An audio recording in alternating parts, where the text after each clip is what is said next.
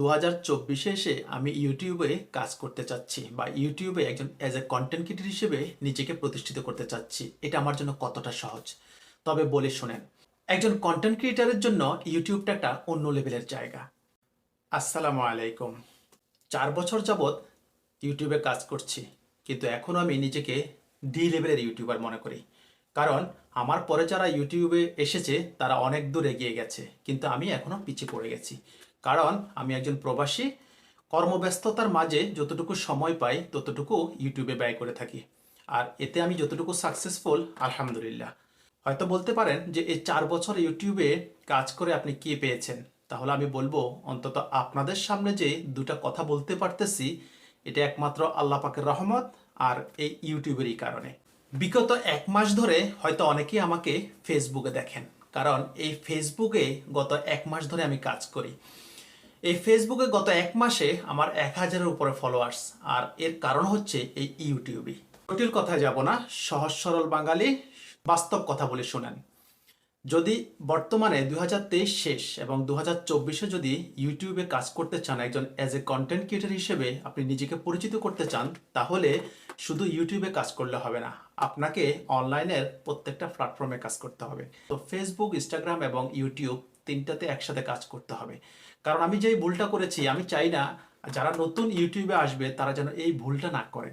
শুধুমাত্র content creator হিসেবে ইউটিউবে আসাটাই হচ্ছে একমাত্র ভুল, কারণ কখনো আগাতে পারবেন না। আপনি যখন 3টা প্ল্যাটফর্মে বা 4টা প্ল্যাটফর্মে একসাথে কাজ করবেন, তখন আপনার 4টা প্ল্যাটফর্ম থেকে যে একটা ট্রাফিক তৈরি হবে, এই ট্রাফিকটা আপনার সবসময় আপনাকে এগিয়ে নিতে অনেকটা সহযোগিতা করবে। সবচেয়ে বাস্তব কথা হচ্ছে, আপনাকে অনেক বড় বড় ইউটিউবার অনেক ধরনের স্বপ্ন দেখাতে পারে।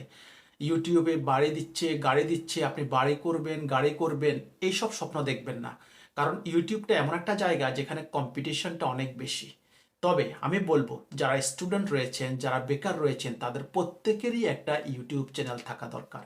আপনার নিজের ব্যক্তিগতভাবে আপনি নিজেকে জিজ্ঞেস করুন, আপনি কোনটাতে পারদর্শী। যেটাতে আপনি পারদর্শী সেই ক্যাটাগরিতেই আপনি একটা চ্যানেল খুলে চেষ্টা করুন না নিজেকে এগিয়ে নিয়ে যেতে। বেকারত্ব দিন দিন বাড়ছে। বেকারত্ব যেমন বাড়ছে, কর্মসংস্থানেরও অনেকটা সংকট দেখা দিচ্ছে। এক সময় আসবে, দেখবেন আপনার অনলাইন ছাড়া কোনো ইনকামের পথই থাকবে না।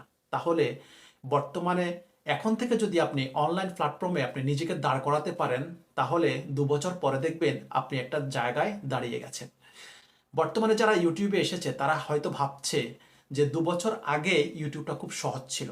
দেখুন ভাই, এটা একটা জেনারেশন, সময়ের সাথে সাথে সবকিছু বদলায়। এখন যারা বলছে যে 2 বছর আগে ইউটিউব সহজ ছিল, ঠিক আবার 2 বছর পরে বলবে যে এখনকার সময়টা ইউটিউবের জন্য সহজ ছিল। এটা হতেই পারে বা হয়ে আসছে। সময়ের সাথে সাথে সবকিছু বদলায়, আর এর সাথে সাথে আপনি নিজেকেও বদলাতে হবে। এটাই বাস্তবতা। ইউটিউবে এমন কোনো মানুষ নেই যে আপনার ভিডিও বা আপনার কন্টেন্ট দেখে তার ভালো লাগলে সে রিকমেন্ড করবে। ইউটিউব অ্যালগরিদমটা হচ্ছে একটা রোবট। ইউটিউবের অ্যালগরিদম দেখে অডিয়েন্সের পছন্দটা কি। হয়তো বলতে পারেন, ভাই অডিয়েন্সের পছন্দ ইউটিউব অ্যালগরিদম কি করে জানবে যদি সে মানুষ না হয়? অডিয়েন্সের পছন্দ তারা নির্ধারণ করে একমাত্র ইউটিউব হিস্ট্রি দেখে। অনেক অডিয়েন্স আছে যে হিস্ট্রির উপরে তারা সার্চ করে এবং ভিডিওগুলো দেখে, ওই সব অডিয়েন্সের কাছে আপনার ভিডিওটা ইউটিউব রিকমেন্ড করে।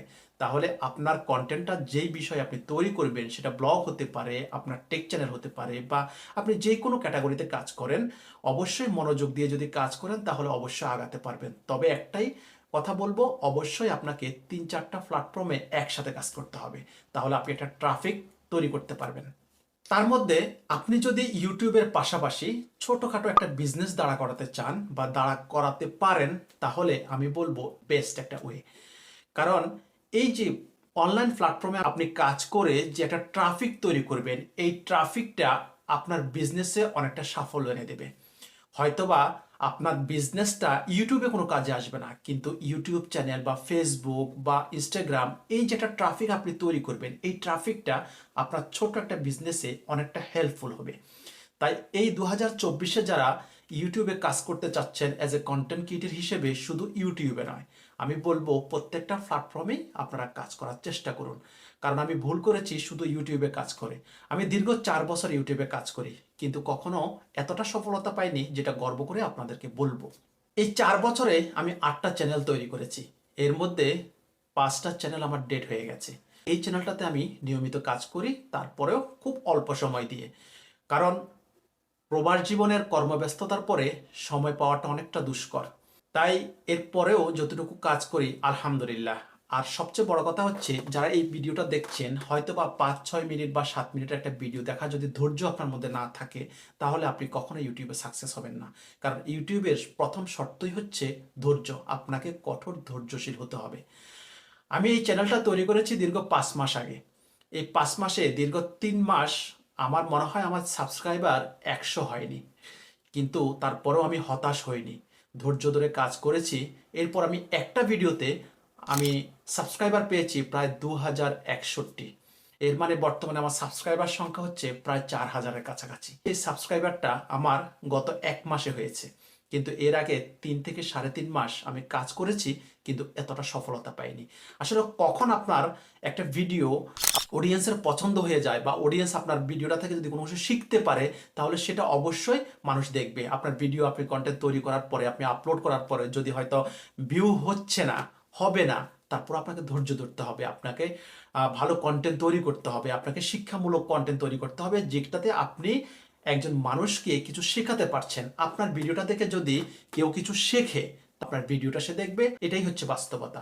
আমি যদি দীর্ঘ 4 বছর আগ থেকে যদি নিয়মিত ধৈর্যশীল হয়ে কাজ করতাম, ইউটিউবে যদি পর্যাপ্ত সময় দিতাম, তাহলে হয়তোবা আজকে আমিও একটা জায়গায় দাঁড়িয়ে যেতাম। তারপরও আমি আলহামদুলিল্লাহ প্রবাস জীবনে কাজকর্ম শেষে এতটুকু সময় আমি ইউটিউবে দিতে পারছি, এর জন্য আল্লাহ পাকের কাছে শুকরিয়া আদায় করি। সঙ্গে থাকবেন। সো আজকে এই পর্যন্তই, ধন্যবাদ।